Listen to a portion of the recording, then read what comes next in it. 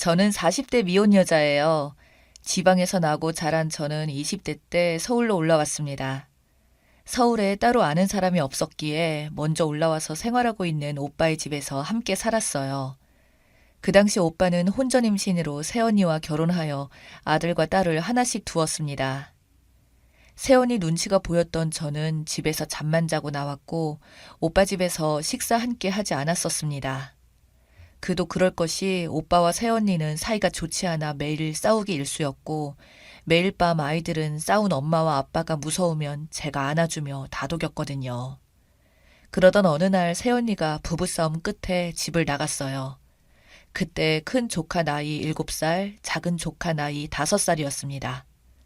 하루아침에 엄마가 없어진 조카들이 너무 불쌍했습니다. 그래서 제가 엄마의 빈자리를 채워주기 위해 아이들 삼시세끼 밥도 해주고 유치원도 학교도 다 챙겨보냈습니다. 한 번은 큰 조카가 밥을 먹다가 고모, 우리 밥 해주기 힘들지 않아? 아니, 안 힘든데 왜? 우리 엄마는 우리 밥 해줄 때마다 밥하기 힘들다고 밥 조금만 먹으라고 그랬거든. 새언니가 오빠랑 싸우고 나면 아이들한테 화풀이를 하고는 했는데 그럴 때 그런 막말을 했었나 봅니다. 그 어린 아이들이 무슨 잘못을 했다고 마음에도 없는 그런 말을 해서 아이들에게 상처를 주는지 아무튼 전 제가 조카들의 엄마라고 생각하고 열심히 키웠습니다. 새벽 6시에 일어나 아침에서 오빠랑 아이들 먹이고 출근 등교시키고 저도 회사를 갔습니다. 그리고 아이들 하교할 무렵에 집에 가서 기다렸습니다. 아이들이 빈집에 들어와서 쓸쓸한 마음을 느끼게 하고 싶지 않았기 때문에요. 학교에서 돌아온 아이들 씻기고 저녁 먹이고 오늘 있었던 얘기들도 들어줬습니다. 당연히 학교 부모님 상담도 제가 직접 갔죠. 오빠는 제가 아이들을 챙기니 고마워했습니다. 그러던 어느 날 요즘 일하느라 애들 보느라 힘들지? 미안하고 고마워. 아니야. 오빠야말로 일하면서 애들 신경 쓰이지? 그래도 내가 같이 있으니까 너무 걱정 마. 그래서 말인데 점점 애들 밑으로 돈도 많이 들어갈 것 같아서 지방으로 가서 장기로 일을 하게 될 것 같아. 월급이 지금의 2배는 되더라고. 너도 있으니 회사 그만두고 애들 좀 봐줘. 괜찮겠어? 오빠 너무 힘들지 않을까? 내가 내 아이들을 위한 건데 난 괜찮아. 오빠는 그렇게 일을 하러 떠났습니다. 오빠의 말대로 저는 회사를 그만두었고 아이들을 챙기는 데 최선을 다했습니다. 사실 당시 회사에서 만나던 사람이 있었어요. 그 사람이 제게 1년 뒤 결혼을 하자고 했었는데 제가 없으면 남겨질 조카들이 걱정이었습니다. 그래서 청혼을 받아들이지 않았습니다. 너무 사랑했지만 헤어졌어요. 그 사람을 잊기 위해서도 아이들 챙기는데 더 많은 노력을 기울였습니다. 어느 날 큰 조카가 화가 잔뜩 나서 들어왔습니다. 왜 이렇게 화가 났어? 무슨 일이 있었어? 아, 고모는 몰라도 돼. 친구랑 싸운 것 같은데. 무슨 일이야? 아, 됐다고. 세월이 흘러 아이들이 사춘기에 접어드니 저랑 말도 잘 안 하고 밖에서 싸우고 들어온 얘기도 잦았습니다. 아빠라도 가까이 있었다면 큰 조카 키우기가 조금 수월했을 것 같은데 남자아이라 그런지 정말 어렵더군요. 말을 걸어도 대답도 잘 안 하고 제가 뭐만 해줘도 짜증내고 너무 어려웠습니다. 그래도 둘째 딸아이는 애교도 많고 저한테 엄마라고 부르기도 하면서 살갑게 굴긴 했어요. 하루는 큰 조카가 하도 싸우고 와서 둘째 조카한테 오빠 요즘 왜 저렇게 화만 내고 싸우고 오는지 아냐고 물었더니 친구들이 엄마 아빠도 없고 고모랑 사는 고아라고 했다네요. 상처되는 말을 하니 아이가 마음이 아팠나 봐요. 그래서 제가 섣불리 다가가면 안 될 것 같아 오빠와 얘기를 나누었습니다. 어쩌겠냐. 아이들 눈높이에서는 사실인걸. 오빠, 그러지 말고 애들이랑 같이 지내면서 할 수 있는 일을 찾아봐. 내가 아무리 잘해줘도 난 그냥 고모인가 봐. 애들이 마음을 다 안 내놓는 것 같아. 근데 그게 참 월급을 포기해야 하나? 돈도 좋지만 애들도 생각해야지. 그래, 미안하다. 내가 조금만 더 있다가 갈게. 여기 계속 있을 순 없지. 조금만 더 벌면 될 것 같아. 아, 그래. 오빠 항상 몸 잘 챙기고 애들이랑 더 자주 통화하고 해. 알았지? 저는 아이들의 사춘기를 온몸으로 받아냈습니다.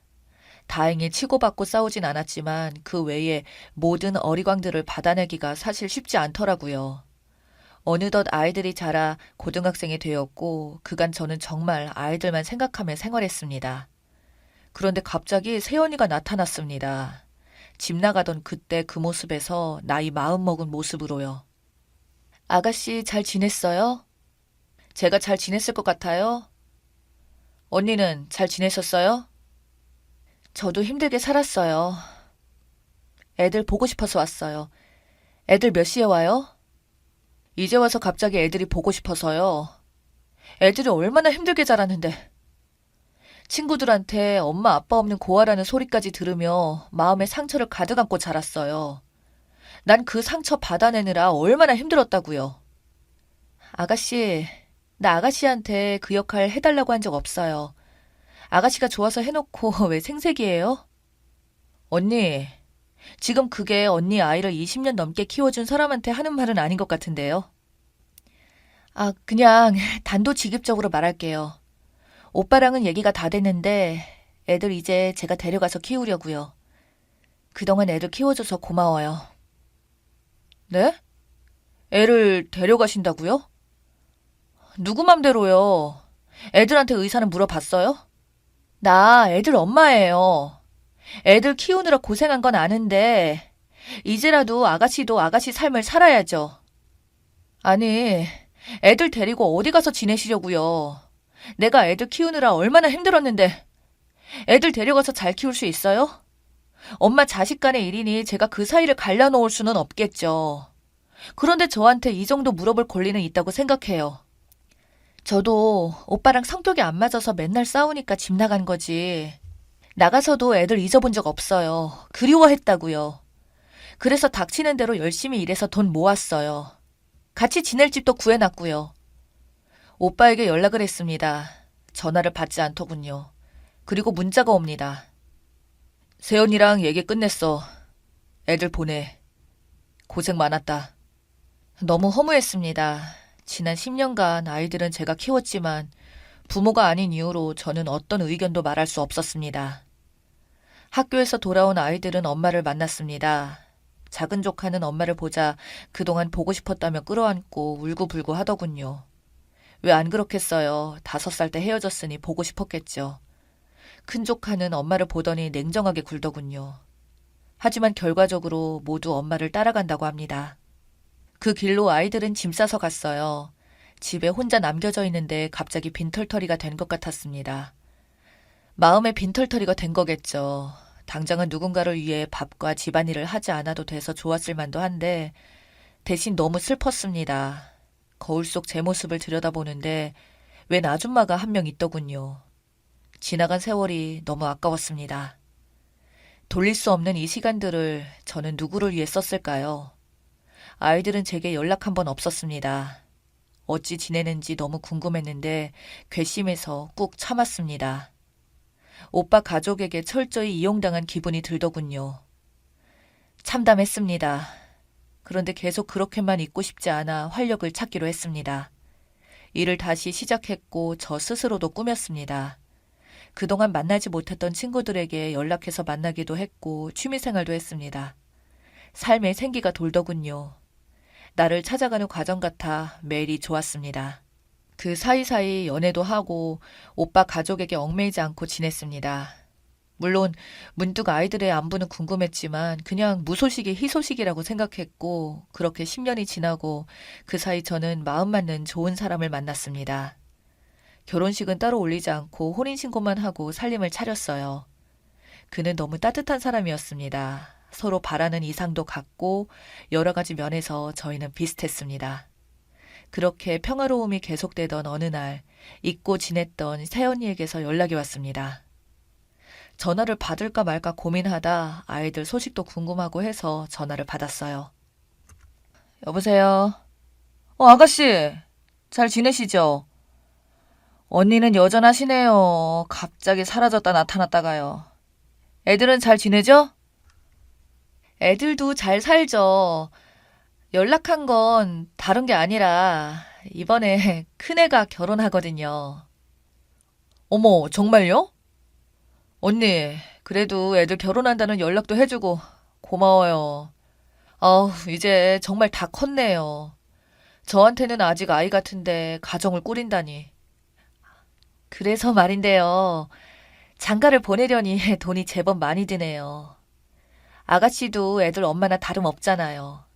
애들 결혼시키는데 고모가 축의금 준다고 생각하고 돈 좀 보내주세요. 네? 언니 저한테 돈 맡겨놨어요? 애들 키울 때도 돈 한 푼 안 주셔놓고 갑자기 애들 결혼도 저보고 돈을 보태라고요? 제가 언니한테 받을 돈이 있는 것 같은데요. 아가씨 그렇게 안 받는데 진짜 야박하네요. 가족끼리 다 그런 거지. 돈 없으면 그냥 없다고 하면 되지. 왜 말이 길어요? 그래요. 돈 없어요. 그러니까 그런 일로 저 찾아오지 마세요. 결혼식은 언제 해요? 식장에 가서 축의금은 할게요. 됐어요. 오긴 어딜 와요. 안 와도 돼요. 오빠도 안 올 테니. 오빠 안 간대요?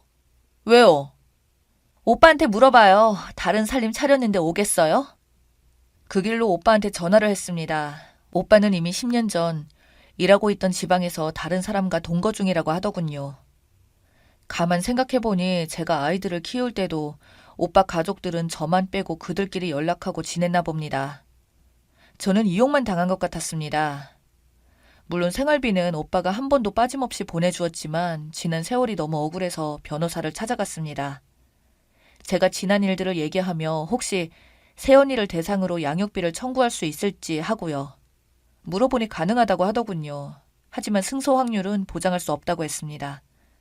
그나마 긍정적으로 볼 수 있는 부분은 새언니가 가출을 한 것이며 그 이후로 단 한 번도 연락 없이 아이들의 양육에 소홀하고 금전적인 보탬도 하지 않았다는 것이더라고요. 청구가 될 만한 것들 모두 모아봤습니다. 증거들은 넘쳐났기에 모으기 어렵지 않았어요. 소송이 시작되는 걸 알고는 새언니는 아가씨, 훈이 좋은 일 앞두고 이래야겠어요? 아들 결혼하는데 돈 한 푼 안 보태주면서 나한테 돈을 뜯어내야겠냐고요. 정말 이러고 싶어요? 언니, 제가 돈을 뜯어내는 게 아니라 언니가 해야 할 일을 제가 대신 했으니 그것에 대해 보상하라는 거예요. 저한테 부탁하신 적은 없지만 제가 해야만 하는 일이었잖아요. 언니 그렇게 집 나가고 오빠는 지방으로 일하러 가고 저 없었으면 애들 어쩔 뻔했어요? 피는 물보다 진하다는데 아가씨는 아닌가 봐요? 그럼 언니는 피는 물보다 진해서 생때 같은 5살, 7살 자식 새끼 하루아침에 놓고 뒤도 안 돌아보고 왔어요? 새언니는 말문이 막히는지 아무 말도 못합니다. 제가 아이들 키운 10년 세월을 생색내고 싶었던 건 아닙니다. 새언니가 다시 돌아왔을 때 진심을 담아 그간 고생 많았다는 말만 한마디 했었어도 제가 이러지 않았을 겁니다. 그런데 저 진짜 아가씨 몸으로 애들 키우는 것도 너무 어렵고 힘들었는데 감사의 말 한마디 없는 게 괘씸했습니다. 전 지금 소송 중입니다. 변호사님 말씀대로 피소할 수도 있겠죠. 만약 그렇게 된다고 해도 괜찮습니다. 대신 다음에 비슷한 일로 돈이 필요할 때 더 이상 저를 찾아오지 못하겠죠. 제게 인생이 다시 한번 주어진다면 그땐 제가 조카를 도맡아 키우지 않고 오빠 집안의 일이고 애들도 알아서 키우라고 할 것 같습니다.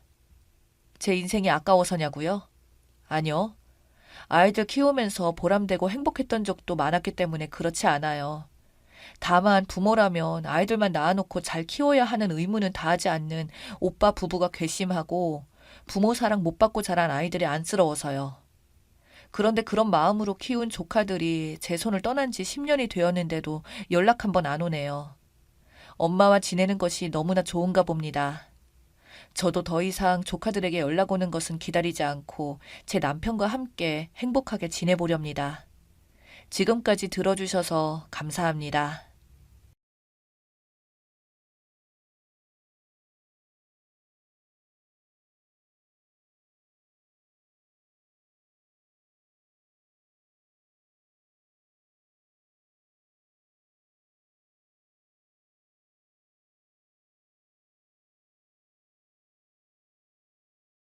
안녕하세요. 세상 만사 이런저런 별일 많다지만 저 같은 경우도 있을까 싶어서 이렇게 사연을 보내봅니다. 막상 정말 어떤 말부터 시작을 해야 될지 모르겠네요. 일단 먼저 제 이야기를 하자면 저는 올해 30대 초반의 남자입니다. 흔히 제 나이대의 남자가 그렇듯 저도 정말 진지하게 결혼을 하고 싶었고 그렇게 결혼을 전제로 만나던 여자가 있었습니다. 그녀는 친구에게 소개를 받아서 만났던 여자였고 그 여자친구와 3년 정도 연애를 했습니다. 3년의 연애 기간 동안 사귀면서 초반에는 순탄치만은 않았는데 연애하는 동안에 한 번 헤어진 적도 있었습니다. 여자친구가 저를 만날 때는 취준생이었고 취업을 정말 하고 싶어 했으나 그때마다 낙방을 하여 1년 동안 히스테리가 너무 심했습니다. 여자친구는 낙방을 하면 화가 나는 부분에 대한 것들을 저에게 화를 내고 욕설을 하며 풀었거든요. 저도 처음에는 어느 정도 이해하고 받아줬으나 여자친구는 저한테 우리 그냥 잠시 동안 서로 각자의 시간을 좀 가져보자며 저랑 어울리는 시간보다 지금은 일에 집중해서 취업부터 해야 할 것 같다며 서로 그렇게 헤어졌습니다. 그만큼 여자친구는 성격이 좀 있는 편이었습니다. 그렇게 여자친구와 헤어진 지 얼마 지나지 않아서 여자친구는 대기업에 취직을 하게 되었고 취직을 하자마자 저한테 연락이 와서는 그동안 자기 때문에 정말 미안했다며 밥 한번 같이 먹고 싶다는 말에 둘은 다시 만나게 되었습니다. 그리고 취직을 한 이후로 2년의 기간 동안은 사실 별 문제는 없었습니다. 여전히 여자친구의 성격적인 부분은 좀 있었으나 본인이 취업을 하면서 자존감을 좀 회복했는지 화가 나면 여전히 성격이 좀 나오기는 했지만 웬만해서는 화를 내지는 않더라고요. 저희 연애는 20대 후반부터 시작해서 30대로 이어지자 양가 부모님께서도 이제는 다 알고 계셨고 슬슬 여자친구 집에서 결혼할 나이인데 왜 인사를 하러 오지 않냐고 말하셨다고 하더군요. 제가 아직 좀 부족해서 집을 살 형편이 안 돼서 말을 못 꺼냈다고 말하니 여자친구는 저를 보고 사회초년생 주제에 무슨 집이냐며 다 늙어서 결혼할 거냐는 말에 저도 납득을 하고 인사도 드리러 갔고 그런 제 생각을 장인어른은 기특하다고 여기셨는지 무남동녀 외동딸이라 결혼할 때 재테크로 가지고 있던 아파트가 있는데 거기서 일단 살으라고 하더군요. 장인어른은 대기업의 회사원으로 일하시다가 은퇴를 하시고 고문으로 일하고 계신다고 들었습니다. 재산이 그렇게 막 부자는 아니어도 집은 2채 정도 가지고 계신다고 하더군요. 장모님은 전업주부라고 하셨습니다. 사실 저희 집 형편은 아내 집에 비해서는 그렇게 넉넉한 편은 아니라서 제가 결혼하는 것도 겨우겨우 해야 되고 집에 도움을 받거나 기대할 수조차 없거든요. 아버지께서 하시던 일이 잘 안 되셔서 빚도 많으시고 제가 월급 받은 돈으로 도와드리려고 하자 아버지께서 이 돈마저 주면 너는 나중에 결혼을 어떻게 할 거냐며 오히려 부모인 내가 도와주지는 못해도 너 돈만큼은 너가 결혼하는 데 쓸 수 있도록 모으라고 말하셨습니다. 그렇게 모은 돈과 아버지가 그래도 결혼한다고 3천만 원은 주셨어요. 그렇게 저희는 결혼을 하기로 했지만 결혼이 생각보다 참 복잡하고 힘들더군요. 아내와 저는 결혼의 시작부터 신혼여행까지 많은 박람회를 다니며 알아보는 과정 중에 의견 차이로 사소한 말다툼이 좀 많았어요. 순간 결혼식 준비하다가 헤어진다는 커플들이 이해가 되더라고요. 저는 최대한 아껴서 미래를 위한 대책을 준비하려고 했고 저와는 다르게 한 번뿐인 결혼식인데 최대한 성대하게 하고 싶은 아내 때문에 많이 싸웠습니다. 그래도 어찌어찌 이야기를 진행하며 결혼식 전날 자기는 친구들이랑 결혼 전에 밥도 사주고 놀고 오겠다고 말하고 저보고는 총각 파티를 하러 가자고 하더군요. 알겠다고 말하고 갔지만 저의 친구들도 다 얌전한 편이어서 그냥 적당히 1차는 식사, 2차는 호프집에서 간단히 술 한잔 먹고 자정이 되기 전에 집에 들어왔습니다. 그리고 아내에게 전화를 걸었더니 전화를 안 받더라고요. 한참을 연락하니 그제서야 시끄러운 곳에서 전화를 받으며 오늘 같은 날은 적어도 마음 편히 놀게 해줘야 하는 거 아니냐며 왜 계속 연락을 하냐고 성질을 내는 탓에 언제 들어갈 거냐고 물었더니 술 취한 목소리로 놀 만큼 놀다가 갈 거라고 걱정 말라고 끊더라고요. 밤이 늦어질수록 신경이 쓰였으나 연락도 안 받고 결국 저도 포기하고 잠을 잤습니다. 다음날 식장에서 아내는 밤을 새고 온 건지 연신 피곤한 모습으로 있었고 무사히 결혼식을 마치고 유럽행 비행기에 올랐습니다. 저희는 그 후에도 신혼여행 기간 동안 많이 다퉜습니다. 전날 뭐 하느라 계속 연락을 안 받느냐, 어디에 있었냐는 제 질문에 친구들과 있는 걸 뻔히 알면서 왜 그런 질문을 하냐고 성질만 내는 아내와 다퉜어요. 결국 해외에 와서 이렇게 싸우는 건 아니다 싶어서 그냥 제가 사과했습니다. 화내서 미안한데 어느 남편이 아내가 결혼식 전날 연락도 안 되고 밤에 노는 게 기분 좋겠냐. 화 풀고 좋게 지내자 라고요. 남은 기간은 나쁘지 않게 보냈어요. 그렇게 신혼여행을 마치고 돌아왔는데 아내가 갑자기 임신이라고 하더군요. 저는 그때부터 기뻐하는 마음은커녕 계속 불길한 생각이 들더군요. 정말 내 아이가 맞는 걸까 하는 생각이 계속 들었습니다. 계속 찜찜하게 연락이 안 되던 전날이 떠올랐지만 아내한테는 그런 것을 표현할 수가 없었어요.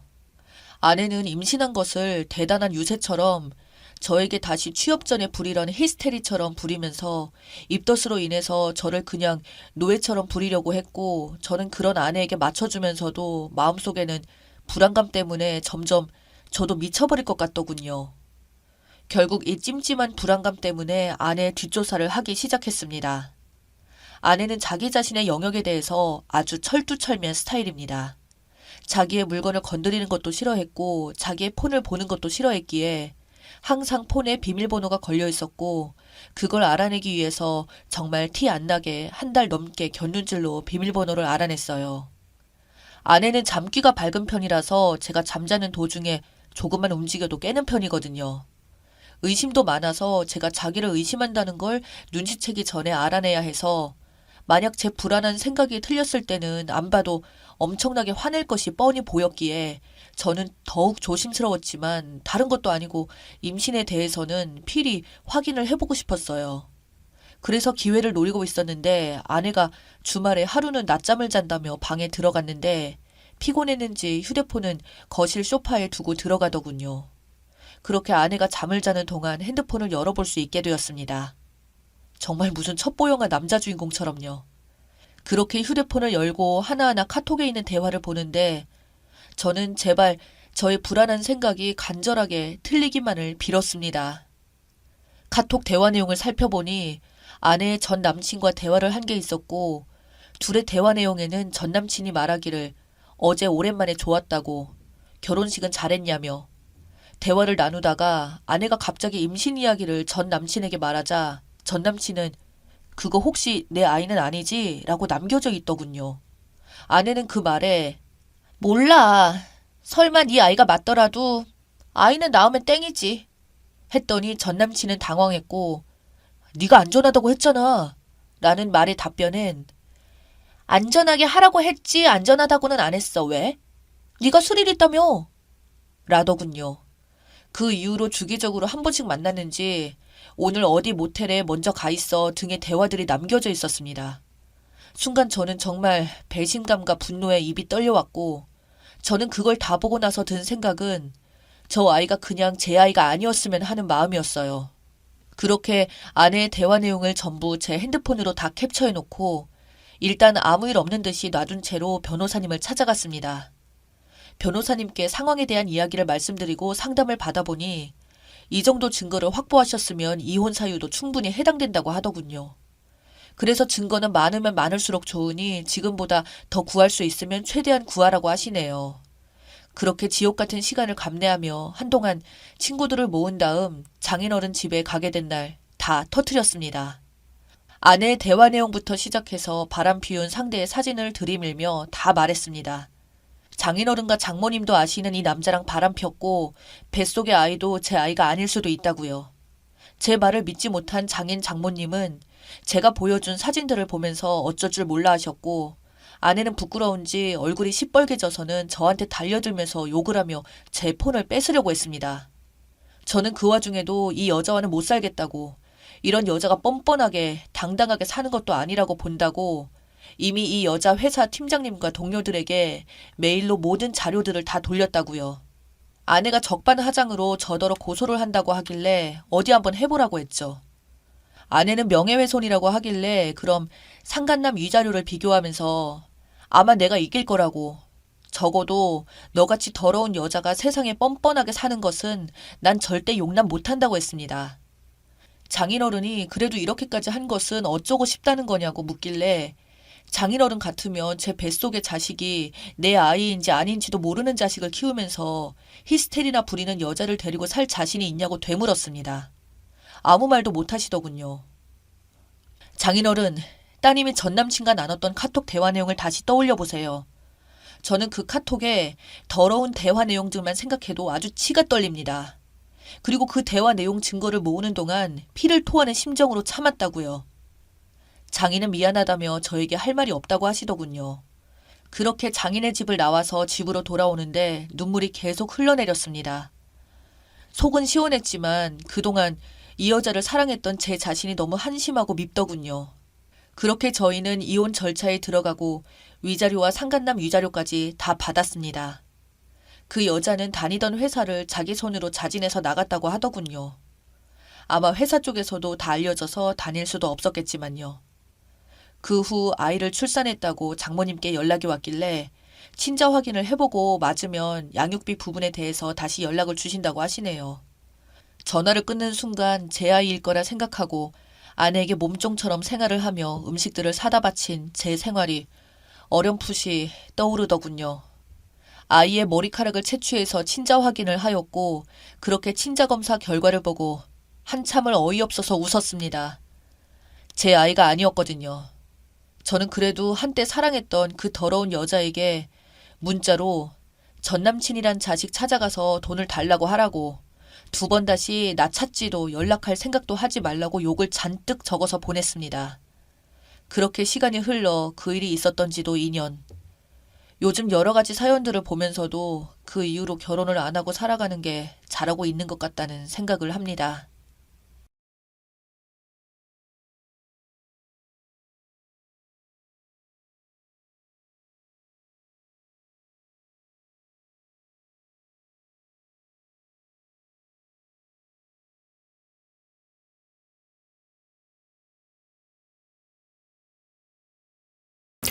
오늘의 사연 제목은 신혼여행부터 이상하게 변한 남편의 충격적인 이유, 이혼했습니다 라는 사연입니다. 그리고 기다리시던 2년 후의 후기까지 포함되어 있습니다. 안녕하세요. 28 신혼 3개월 한참 좋을 때인 여자입니다.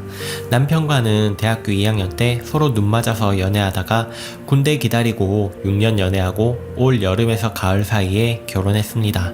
비용 문제에 대해서는 자세하게 적지는 않겠습니다만 남편은 정말 몸만 왔다고 생각하시면 됩니다. 6년 연애하면서 흠 잡을 것이 딱히 없었습니다.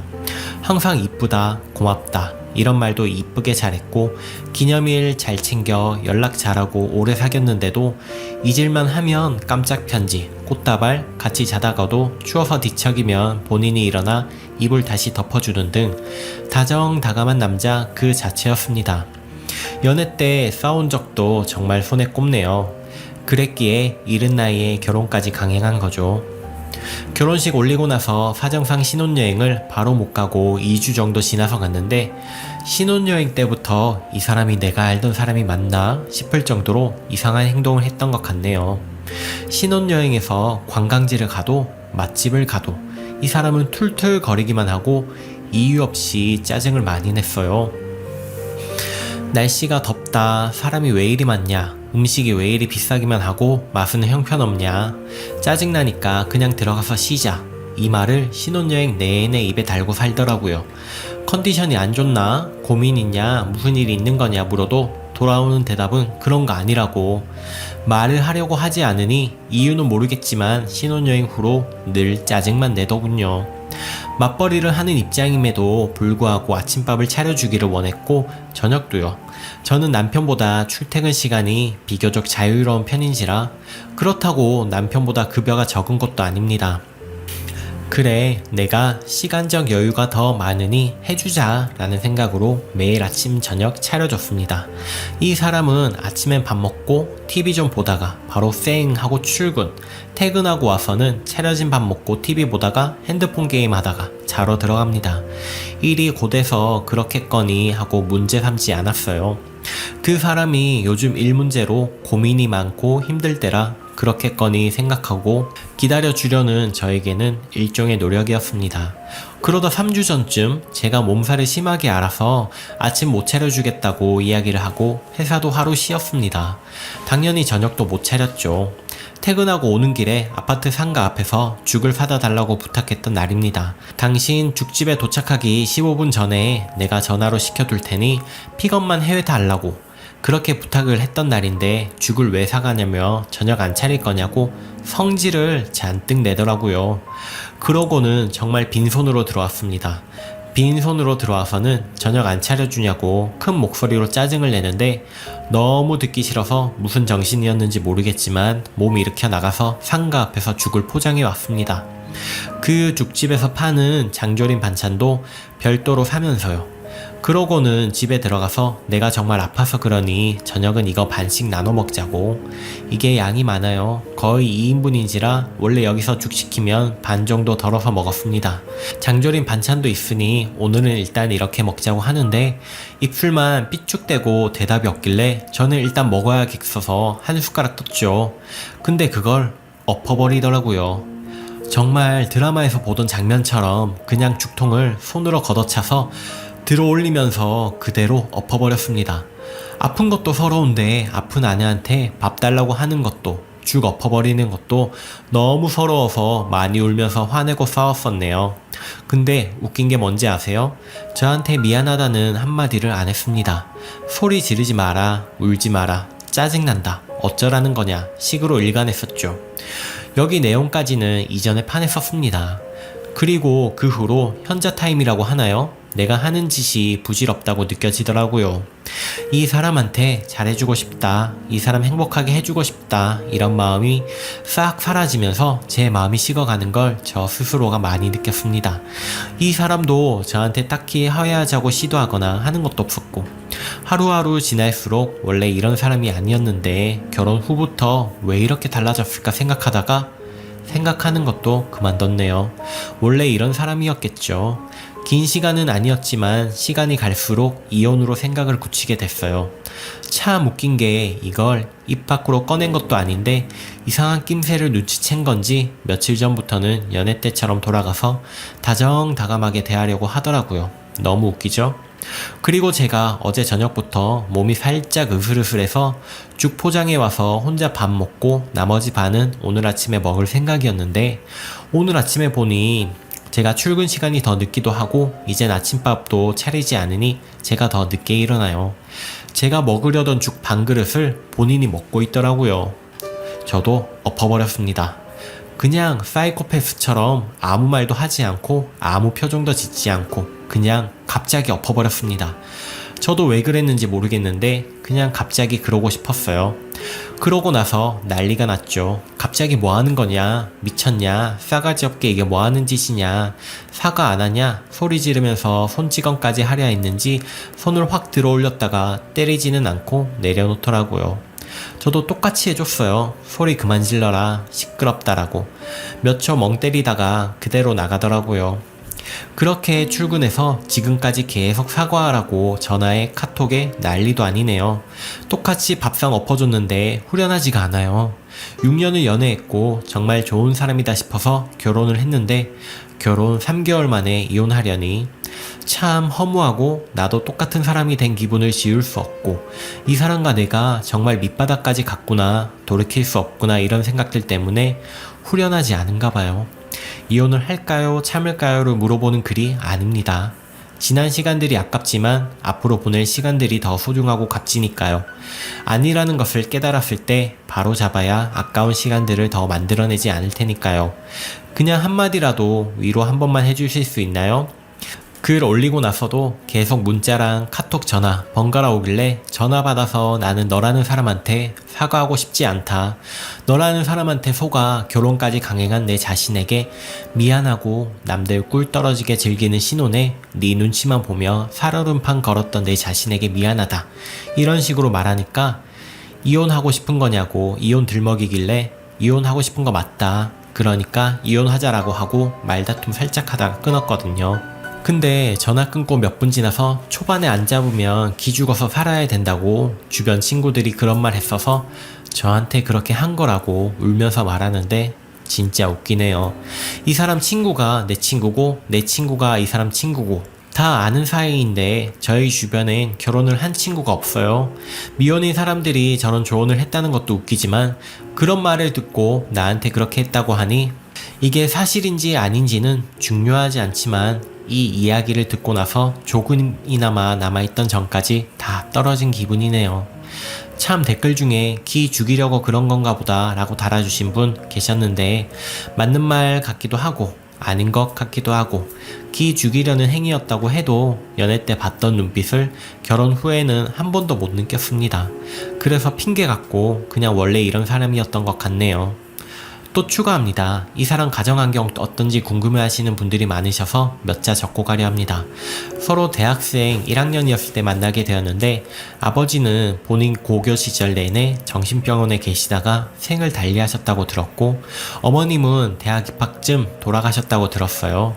지병이라고는 했는데 가족 관련 얘기만 하면 눈물부터 흘리는 사람이어서 집요하게 묻지는 않았습니다. 어린 나이에 부모님을 떠나보냈다는 사실이 흠도 아니고 부모님 얘기만 하면 슬퍼하는 사람인데 어떤 정신병이냐, 입원해 계시다가 어떤 연유로 돌아가신 거냐, 어머님 어떤 지병으로 돌아가신 거냐 이렇게 물을 수가 없었습니다. 묻고 싶지도 않았고요. 이게 남편 가정환경 배경이었고요. 그리고 6년 동안 사귀면서 어떻게 몰랐냐고 하시는 분들도 더러 계시는데 그 부분에 대해선 더 드릴 말씀이 없네요. 전혀 이상한 부분이 없었고 폭력적인 성향도 없었습니다. 그냥 저에게 정말 잘해줬어요. 연애 땐 제가 아프다고 하면 죽을 써오거나 하다못해 죽을 포장해서라도 가져다 주며 본인 생각해서 꼭 먹으라고 몇 번이고 그렇게 말하던 사람이었습니다. 초반에 기를 죽여야 된다라는 조언을 들어서 제게 그렇게 한 거라곤 생각 안 합니다. 그냥 작정하고 6년간 저를 속인 거고 이제야 본성이 드러나는 거겠죠. 작정하고 속이는 것까지 걸러낼 수 있는 능력이 저에겐 없었나 보네요. 위로해주신 분들, 조언해주신 분들 모두 진심으로 감사해요. 제가 이혼을 해야 하는지 참아야 하는지 고민하는 글을 올린 건 아니었고 이혼으로 마음을 굳혔습니다. 후련해야 하는데 후련하지가 않고 잘했다, 괜찮다 위로를 듣고 싶었는데 제가 할 수 있는 건 익명을 빌어 익명의 여러분에게 힘을 얻는 것밖에 없었네요. 위로해주신 분들 다시 한번 감사합니다. 저희 부모님께도 다 말씀드린 상태이고 저를 말리지 않으셨습니다. 흔쾌히 그러라고 하셨지만 속으론 이런 딸이 몹시 안쓰러우시겠죠. 부모님 가슴에 대못을 박아버린 못난 딸이지만 앞으로 더 열심히 씩씩하게 사는 모습으로 죄송한 마음으로 갚아나갈 생각입니다. 저희 부모님께서 발이 넓으신 덕분에 유능한 변호사분의 도움을 받을 수 있을 것 같고요. 상대 쪽에선 이혼을 원하지 않는다고 우기는 상황이어서 소송으로 진행해야 한다고 하셨습니다. 댓글에서 말씀해주신 카톡으로 증거 남기는 부분에 대해서도 자문을 구했었는데 혹시라도 이혼 소송 준비하시는 분들 계시다면 큰 도움은 안 되겠지만 아래 내용 참고하세요. 결론만 말씀드리자면 모든 내용이 증거 자료로 활용되지는 않지만 성립 조건이 있더라고요. 일단 틈틈이 수집은 해두라고 하셨습니다. 그리고 신혼집이 제 명의이긴 하지만 현재 상황에서 이 사람을 쫓아내게 되면 나중에 저에게 불리하게 작용할 수 있다고 하셔서 제가 그냥 친정에서 지내고 있어요.